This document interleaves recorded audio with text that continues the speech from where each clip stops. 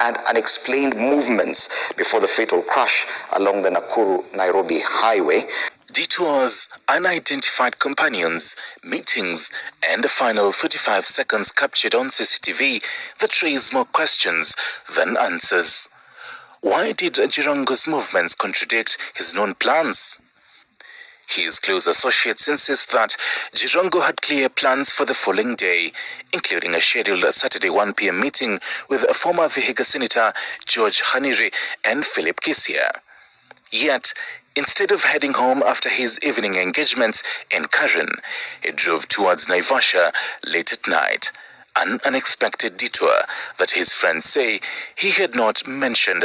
This raises a fundamental question. What prompted the sudden, unplanned journey towards Naivasha? He was traveling from Karen. He was supposed to travel from Karen to his home in Gigiri. But now, he was found dead on Naivasha, Nairobi. Traveling from Naivasha towards Nairobi. So we don't know. The only people who is police. Cameras, they should be able to tell. Because there are cameras. They should be able to tell how this car traveled all the way to that side and back. Naivasha is not in between here and Karen. How did he find himself in Naivasha, driving back to Nairobi? In Naivasha, driving back to Nairobi. That's a mystery that must be unraveled. What was the purpose of the Karen meeting? According to George Khaniri, Jirongo was last seen at the Karen Oasis bar in the company National Assembly Speaker Moses Wetangula and other unidentified individuals. 7 p.m. This marked the last time Jirongo was seen in a group setting. The last confirmed phone call between Khaniri and Jirongo took place at 11 p.m., at which time Jirongo was still at Karen Oasis. By then, Wetangula had already left, according to Khaniri.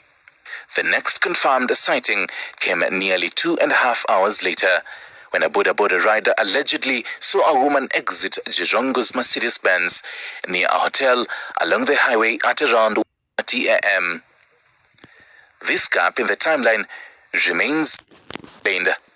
Poll reports indicate that Jirongo was traveling with a female companion earlier that night. An eyewitness reported seeing the woman exit the vehicle near a hotel along the highway. Her identity remains unknown, as do the reasons for her travel with Jirongo, where they had come from and why she exited the vehicle at that time. It is also unclear whether investigators have traced or interviewed her, or whether she was a friend, colleague, a stranger, or someone else entirely. CCTV footage reviewed by the Directorate of Criminal Investigations shows Jirongo driving into a petrol station at 2:18 a.m. from the Nairobi direction. He did not stop to refuel instead. He paused briefly at the exit before making a right turn back towards Nairobi at 2:19 a.m. Just 6 seconds later, a bus rammed into his vehicle. Jirongo was seen driving towards Naivasha before abruptly turning back towards Nairobi. The reason for this change in direction remains unclear, with possibilities including disorientation, following directions, meeting someone, responding to a phone call, or being followed. Aliingia kwa polepole kidogo, na alipofika karibu kwa mafuta akachomoka tena kidogo. Kwa hivyo jinsi alivyokuwa anaingia si wa kawaida, ilikuwa ni tofauti kabisa. The bus driver initially claimed that Jirongo was overtaking and avoiding traffic at the time of the collision. This account was contradicted by a petrol station security guard who witnessed the crash and stated that distances were unusual and that there was no traffic at the time. The exact positioning of both vehicles remains unclear, as does whether the collision could have been avoided. Kwenye barabara ulikuwa umetulia. Barabara ulikuwa umetulia kwa huo muda mchache.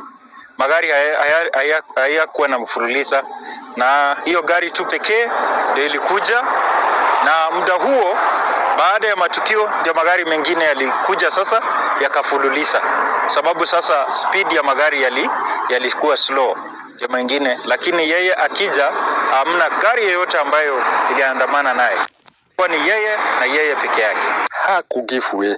Wakati aliona upande yake ya kupanda Nairobi, magari imeshikana hizo gari, na mimi naye nikamuona nikiwa mbali. Nilipomuona nikiwa mbali, nikajaribu kanyaga hiyo gari break, na kulikuwa kumenyesha. Nikaona nitamwaga watu 67. Nikienda kando nitamwaga watu 67. Sasa alikuja kama ameniingia direct kichwa kwa kichwa. The Directorate of Criminal Investigations has reportedly begun reviewing CCTV footage and interviewing witnesses. However, there has been no public mention of the examination of Jirongo's phone GPS data, calls made between 11 p.m.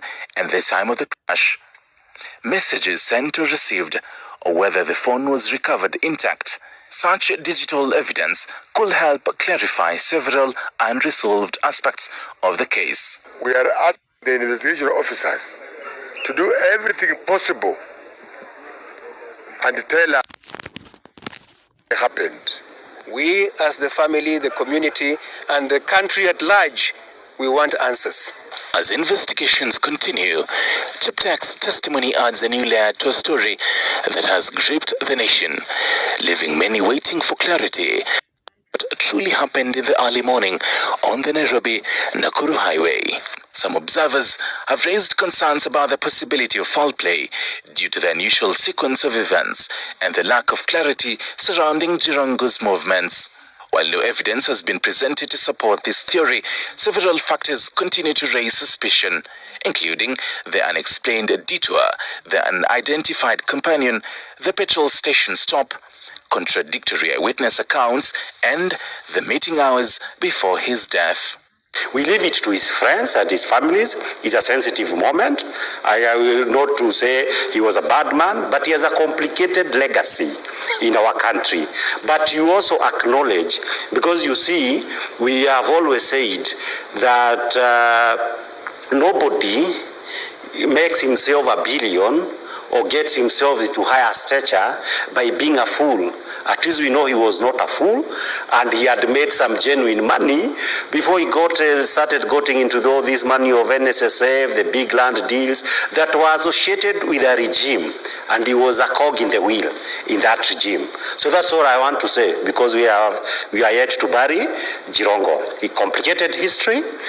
The Machiavellian historian, he talked about historians. Yes, they will tell us about him. All right, but you know, they normally say it doesn't matter how you started, isn't it? It really matters how you end. So a good name also is better than rubies. And rubies at the end of the day, Joshua. Maybe as I said, I leave the definition of Jirongo's legacy to historians.